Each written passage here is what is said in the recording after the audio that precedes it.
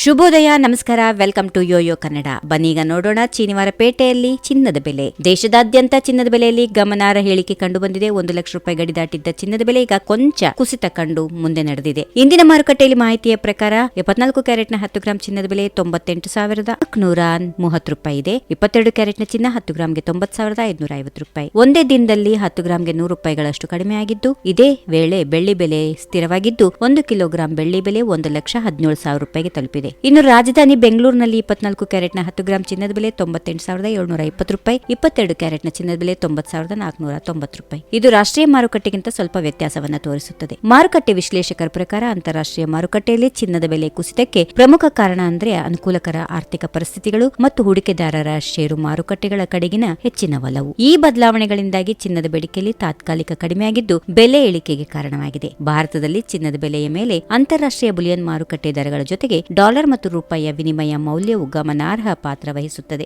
ರೂಪಾಯಿ ಮೌಲ್ಯ ಕಡಿಮೆ ಆದರೆ ಚಿನ್ನದ ಬೆಲೆ ಏರಿಕೆಯಾಗುವ ಸಾಧ್ಯತೆಗಳಿವೆ. ಈ ವಿಡಿಯೋ ನಿಮಗೆ ಇಷ್ಟವಾದಲ್ಲಿ ಲೈಕ್ ಮಾಡಿ, ಶೇರ್ ಮಾಡಿ, ಸಬ್ಸ್ಕ್ರೈಬ್ ಮಾಡಿ.